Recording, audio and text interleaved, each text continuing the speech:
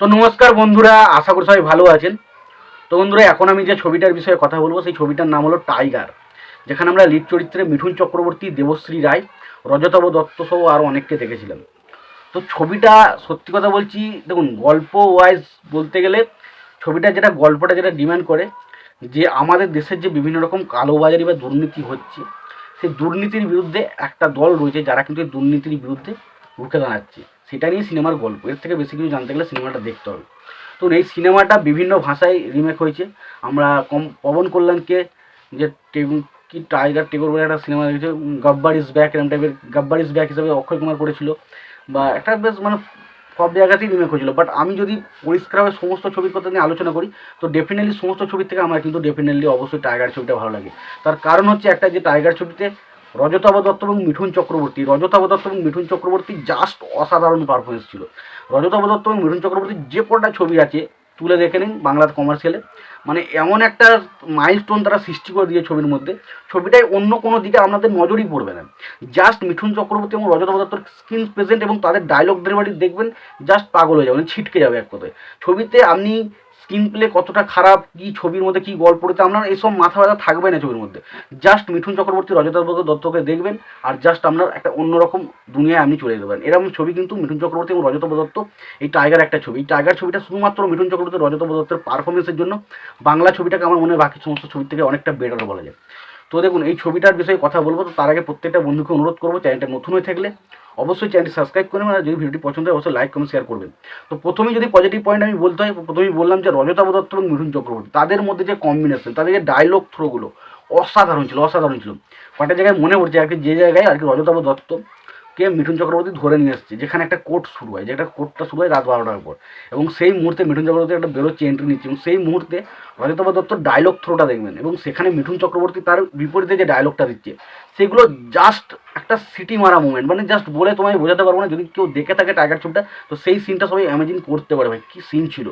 এবং আরেকটা সিন রয়েছে আমি বলতে চাই, যেখানে আর কি রজতাভ দত্ত একজনকে ঘুষ দিতে গেছে, তখন সে বলে যে না না না না, আমি ঘুষ নেবো না। তখন সে বলে, রাতারাতি সবাই যত সতীচ্ছেল হয়ে গেল, সেটা কী করে বুঝবো, বলছি আপনাদের এই সতীপনা দেখলে না গা জ্বলে যায়। তো সেই সিনটা, বা যখন রজতাভ দত্ত মিঠুন চক্রবর্তীর ক্যারেক্টারটাকে দেখছে বাড়ি থেকে, সেই মুহূর্তে তার চোখ মুখের ইন্টেন্সিটিগুলো দেখবেন, এবং মিঠুন চক্রবর্তীর পারফরমেন্স অসাধারণ ছিল।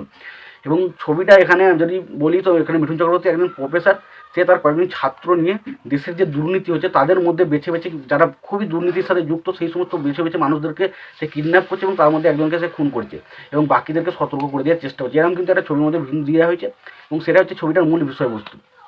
এবার এই ছবিটা যে মিঠুন চক্রবর্তী যে এরকম একটা জায়গায় চলে গেল, বা এরকম একটা জিনিস করছে, তার পেছনে যে ব্যাক স্টোরিটা রয়েছে, সেটাও কিন্তু বেশ ভালো ছিল। কারণ এখানে ব্যাক স্টোরিটা যেভাবে দেখানো হয়েছে, সেটা স্পেশালি মিঠুন চক্রবর্তীর মধ্যে যে ইমোশনাল, বা মিঠুন চক্রবর্তীর কষ্টটা, সেটা দারুণভাবে ফুটে ওঠে ছবির মধ্যে। মিঠুন চক্রবর্তীর তার যে সম্পর্ক দেবশ্রী রায়ের সাথে, সেটা খুব ভালোভাবে ফোটে। এবং আমি মনে করি যে মানে এমন কয়েকটা জুটি রয়েছে যেগুলো নিয়ে আমরা হয়তো আলোচনা করি না, তার মধ্যে একটা অন্যতম জুটি হচ্ছে মিঠুন চক্রবর্তী দেবশ্রী রায়ের জুটি। ওটা অসাধারণভাবে ছবির মধ্যে ওয়ার্ক করেছিল, এবং ছবিটার মধ্যে মিঠুন চক্রবর্তী দেবশ্রীর কেমিস্ট্রি অসাধারণ। এবং এখানে দেবশ্রীর একটা অসাধারণ পারফরমেন্স ছিল, অসাধারণ। এখানে দেবশ্রী একটা পাগলের চরিত্রে অভিনয় করেছিল, বাট সে যেটুকু ছবির মধ্যে ছিল ভাই, অসাধারণভাবে ছবিটার মধ্যে পারফরমেন্স করেছিল। মানে দেবশ্রী রায়কে ওই রকম পারফরমেন্স করতে আমি সম্ভবত দেখিনি।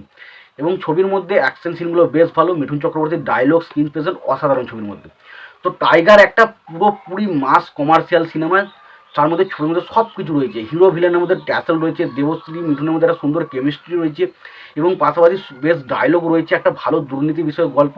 তো ছবিটার মধ্যে অনেক কিছু রয়েছে ছবির মধ্যে, খুব ভালো ভালো অনেক, মানে ছবিটার মধ্যে পজিটিভ দিক অনেক কিছু রয়েছে। এবং সব থেকে পজিটিভ আমার কাছে যেটা লাগছে, সেটা হচ্ছে মিঠুন চক্রবর্তী রজতাভের কম্বিনেশন, সেটা আমার কাছে সব থেকে বেস্ট লেগেছে।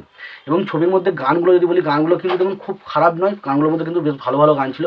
একটা গান রয়েছে যেখানে আমরা একটা মানে বউ দিদি বলে একটা গান রয়েছে, বা গানগুলো যেগুলো রয়েছে ছবির মধ্যে, সেই গানগুলো কিন্তু খারাপ বলা যাবে না, তবে যে খুব ভালো সেরকম গান না। প্রথমে আয় আয় ঘুমায় না, এই গানটা খুবই ভালো। তো এই গানটা খুবই ভালো। এবং মিঠুন চক্রবর্তী একটা প্রথমেই যে একটা ধরুন একটা জায়গায় রয়েছে যেখানে আর কি মেয়েদের কিছু ছেড়েছাড় হচ্ছে, সেই সময় মিঠুন চক্রবর্তী ডায়লগ দেয়, এবিসি বলে, এতে আরাম ধোলায়, বিতে বেডের সোয়াই, সিয়েতে চিতাই, ডিয়েতে ডং ডঙা ডং ডং।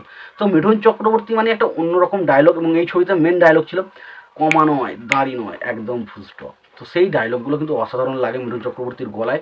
তো টাইগার একটা আমার কাছে বিশাল পছন্দের একটা সিনেমা, দারুণ লাগে। শুধুমাত্র ছবিটার গল্প বলুন না বিশাল কিছু, বাট শুধুমাত্র রজতাভ দত্ত এবং মিঠুন চক্রবর্তীর পারফরমেন্সের জন্য ছবিটা বারবার দেখা যায়। তো তোমাদের ছবিটা কেমন লাগে অবশ্যই জানিও। তোমাদের যদি ভিডিওটি পছন্দ হয়ে থাকে লাইক কমেন্ট শেয়ার করে দিও। আর চ্যানেলটা যদি নতুন হয়ে থাকে অবশ্যই চ্যানেলটি সাবস্ক্রাইব করে নিয়ে পাশে বেল আইকনটা অবশ্যই প্রেস করে দিও।